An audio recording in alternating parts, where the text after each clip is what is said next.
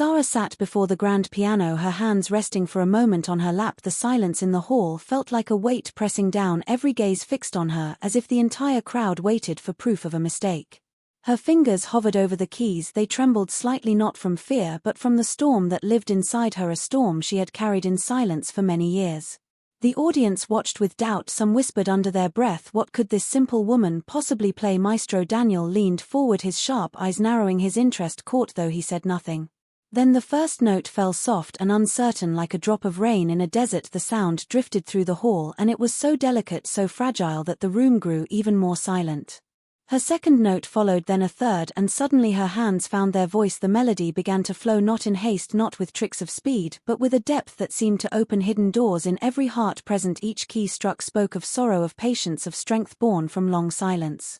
Children who had boasted of their skill now sat wide-eyed, parents who had dismissed her now leaned forward, unable to look away. Maestro Daniel closed his eyes just for a moment, and when he opened them again there was something new there, a glimmer, like he had found the sound he had been searching for all his life. The hall was no longer simply listening, it was breathing with her music. Each rise and fall of the melody carried the weight of a story untold. And still Sarah played as if she had not even noticed the world around her, as if it was only her and the piano whispering secrets together. The grand concert hall was glowing with golden lights that poured down from chandeliers onto polished marble floors, and the place was alive with families gathered in excitement, their children dressed in gowns that shimmered and suits pressed to perfection, each of them waiting for their turn in the annual piano recital.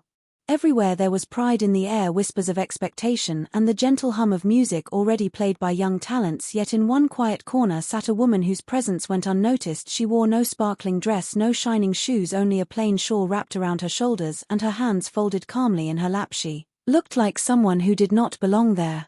Some guests glanced her way with curiosity, some with amusement. One whispered, "Is she a performer?" Another laughed and said, "Perhaps she is only someone's relative, or maybe part of the staff." The woman did not answer, she did not shift her gaze, her eyes stayed fixed only on the grand piano that stood waiting at the center of the stage, shining under the lights like a silent promise. One after another the children performed, their fingers flying across the keys, some racing with speed, others showing difficult compositions, and the hall echoed with claps and cheers, though beneath it all there was a quiet sense that everyone was waiting for something greater, something unforgettable. At the very back sat Maestro Daniel, the great conductor known for his sharp eyes and sharper words. He watched with arms folded, his face unreadable, giving little reaction to the young performers, as though none yet had reached the music he longed to hear. Then the announcer's voice filled the hall with sudden weight. "Please welcome to the stage Miss Sarah Khan." The audience stilled, their heads turned, and from the shadows the plain woman rose and walked forward, each step gentle, each movement quiet, yet drawing every eye in the room. And in that moment the ignored woman stood before the piano with silence heavier than any applause. The melody grew deeper with every passing moment, her hands no longer trembled, they moved as though the piano itself had been waiting for her touch for years. The sound that rose was not just music, it was memory, it was longing, it was the ache of countless silent nights woven into harmony. People forgot where they were, the hall, the lights, the chatter, all dissolved into nothingness. There was only the river of sound that carried them far away. Some felt tears rise without warning. Fathers who had come with pride for their sons now felt humility in their hearts. Mothers who had dressed their daughters in glitter now held their breaths, afraid to miss a single note. The children who had played earlier lowered their eyes, ashamed of how they had mistaken speed for soul. Sarah's music was not showing skill, it was showing life. At the very back Maestro Daniel sat frozen, his chin resting on his hand, his eyes unblinking, as though if he moved even slightly the magic would break. He had listened to prodigies from every corner of the world, he had heard perfection crafted with discipline, yet what reached his ears now was something beyond perfection. It was truth. The melody shifted, it rose higher like a prayer rising into the heavens, then it fell softer like a mother whispering to a child, then it thundered with strength like storms breaking against mountains, and the hall followed every rise, every fall. No applause, no cough, no breath dared disturb it. Even the stage lights seemed gentler, glowing warmer around Sarah, as if honoring her music. She sat with eyes half closed, her soul pouring into each key, her shawl slipping slightly from her shoulder, yet she did not notice she was somewhere far beyond the hall. And the people who once ignored her now sat in awe, every doubt erased, every whisper silenced. The music continued flowing like an endless river, each note striking with the weight of hidden years. Maestro Daniel leaned forward, his hands slowly uncrossing, his lips parting as if to say something, but no sound came. He could only watch his stern face softening in ways no one in the hall had ever seen before. The audience felt it too, their hearts beating with the rhythm of Sarah's melody. Children who had grown restless in other performances now sat perfectly still, their small eyes wide as if they were witnessing something sacred. Grown men who prided themselves on reason felt their throats tighten. Women who once laughed at the simple shawl now clutched the edges of their seats, afraid to blink. Sarah's hands moved across the keys with no rush, no hesitation. She was not playing for applause, she was not playing for recognition. It was as if she was unlocking the very language of her soul with every touch of the ivory keys, and that language spoke to everyone in the hall at once. Maestro Daniel pressed a hand to his chest as though steadying a heartbeat too strong. His head lowered slightly, and for the first time in decades his eyes shimmered with moisture. The critics, the musicians, the families all turned their eyes toward him, for if the maestro was moved, then surely they were witnessing history. The melody grew bolder, now swelling into heights no one expected. The hall shook with the force of it, though no storm raged outside. The storm was within her music, and every listener was caught in its rain. No one remembered the simple woman who had entered unnoticed, no one remembered the whispers or the doubt. The hall was hers, the piano was hers, and for the first time Maestro Daniel felt as though he was the student and she was the master. And still Sarah played as though the night would never end. The melody softened again like waves retreating after a storm. The hall leaned closer with their hearts straining to follow every fading echo. Maestro Daniel sat frozen, yet within him the music was unlocking doors he had long sealed.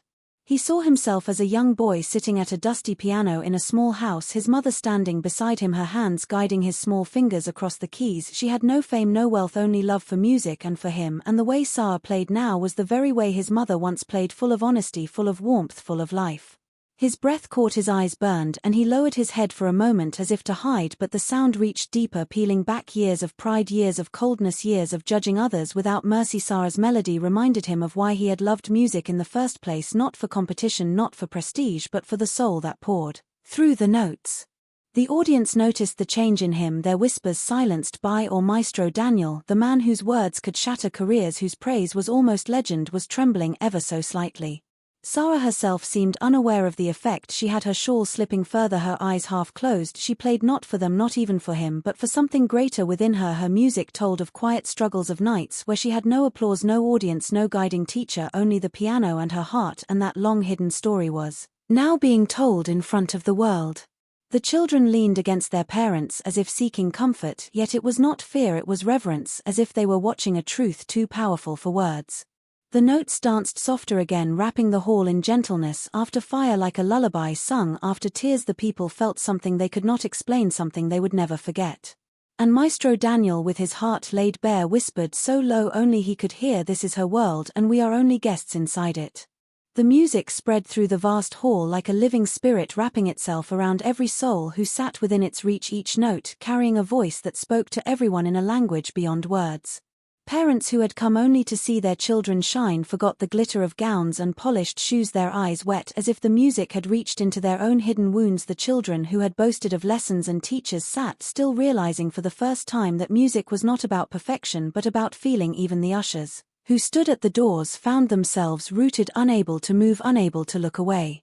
The air felt charged, heavy yet gentle, as though the hall itself was breathing with her. The chandeliers above flickered softly as if bending toward her sound. The wooden stage seemed to vibrate under the truth of her melody, and for those moments there was no time, no past, no future, only the unfolding story she told through her hands. Whispers of awe ran like currents, though none dared break the spell too loudly. Some covered their mouths to stop sobs from escaping, some leaned forward with hands clasped tightly as if in prayer, and others sat frozen with hearts racing as though afraid they might wake from a dream too real to be a dream. At the center, Maestro Daniel sat bent forward, his usually commanding figure humbled, his hands trembling slightly against his knees. He was not watching as a critic, he was watching as a man whose soul had been touched, stripped bare of pride, stripped bare of control. And Sarah still played, her face calm, her eyes closed, the shawl slipping lower, but she did not notice she was far away in another world. Yet her music carried everyone there with her, every child, every parent, every stranger, united in silence, breathing together under the spell she wove. It was no longer a recital, it was no longer a performance, it was a revelation. And the hall waited for where she would take them next. The melody shifted again, rising like dawn breaking across a silent sky. Her fingers brushed the keys as though they were threads of light, weaving a pattern that reached beyond the hall, beyond the people, beyond even the night itself. Those listening felt as if time had slowed, every heartbeat echoing in rhythm with her music, moments stretched into eternity, each note lingering long enough to pierce the soul before drifting away like smoke, yet leaving behind a fire that would not fade. The children stared wide-eyed, their small bodies still, their faces soft with wonder. Parents forgot the weight of pride and worry, and in their silence found themselves carried into forgotten places. Memories of youth, of innocence, of first loves and losses, all stirred awake by her song. Maestro Daniel felt his breath falter. He glanced around the hall and saw not an audience but a congregation united in awe. His own chest ached as he realized he had not felt this way since he was a boy, since the days when music was not duty, not judgment, not competition, but the heartbeat of life itself. He closed his eyes again and let the melody wash through him, unable to resist the tears that finally fell unnoticed upon his cheeks. The chandeliers above seemed to sway, though no wind moved, the lights bending low as though bowing to the woman who had turned sound into spirit. Even the walls seemed to hum softly, as if remembering the echo of every note that touched them. And Sarah still played, lost in her own world, yet somehow carrying everyone with her, her face peaceful, her body swaying gently, her hands gliding with grace that felt both human and divine. The people no longer cared who she was, they no longer cared about her plain dress or simple shawl, they only knew that they were in the presence of something eternal, a music that would outlive the night, outlive them all. And the hall sat in silence, trembling under the spell of her endless song. The melody rose higher, now shimmering like starlight scattered across the night sky. Her fingers danced with a freedom that seemed not of this earth, each note soaring as though carried by wings unseen. The hall felt lighter, as if gravity itself had loosened its grip.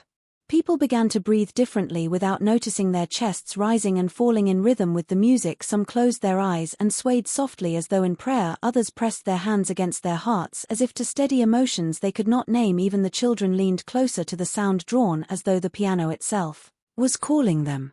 A quiet hum escaped from someone in the audience, then another and another, until the hall itself seemed to murmur back to her melody, not words, not voices, but breaths and sighs blending with her song. The boundary between player and listener began to blur. It was no longer her music alone, it was theirs together. Maestro Daniel lifted his head, his eyes shining brighter than the chandeliers, his lips parted as if he wished to speak, yet he could not. All language had abandoned him, only the truth of the sound remained. He rose slowly to his feet, though no one around him dared to follow, every gaze still locked on Sarah, as though she was the center of the universe. Her shawl slipped completely from her shoulders, now forgotten on the bench behind her, but she did not notice. Her body swayed with the music, her soul pouring unbroken into the piano. It was as if she was no longer a woman but a vessel carrying something vast, something beyond her control. The audience felt it too. They felt as though the air around them had thinned, as though they were standing at the edge of some sacred space, a place where heaven brushed against earth and music was the bridge between the two. And still she played her melody, filling every corner, every breath, every silence, until no one could remember a world without it. The hall was no longer a hall, it was a sanctuary, the people no longer an audience, they were souls bound together by the thread of her music, each note weaving into them so deeply it felt as though the sound would never leave. Tears streamed down faces without shame. Fathers who had come to show pride now wept openly. Mothers held their children close as if afraid the moment might vanish. Children themselves gazed wide-eyed, their young hearts awakened to something they could not yet name but would never forget. Maestro Daniel stood motionless, his chest rising with uneven breaths, his face wet with tears. He did not wipe away, for he no longer cared for the dignity of his title, he no longer cared for judgment or reputation, he cared only for the truth of the woman at the piano and the eternal song she gave to the world. Sarah played as though she had crossed beyond the boundaries of time, her hands gliding, her soul pouring, until at last the final notes began to fall softer and softer, each one fading like stars vanishing before dawn, until only a single note remained trembling in the air, suspended, fragile, eternal. Her hands lifted from the keys, the silence that followed was heavier than thunder, yet gentler than a whisper. The people could not move, could not breathe, as if the last note still lingered inside them. Then slowly, as though the hall itself awakened from a dream, a sound began. Applause, first a single pair of hands, then another, then all at once the hall erupted, the walls shook with the force of it, cheers rose, cries of wonder filled the air, bouquets thrown, flowers scattering at her feet, but Sarah only sat quietly, her head bowed, her shawl lying forgotten, her smile faint, her eyes closed, as though she still lived within the music she had given. And in the center of it all, Maestro Daniel fell to his knees, bowing his head before the simple woman, no longer ignored, for she had reminded the world of the true soul of music.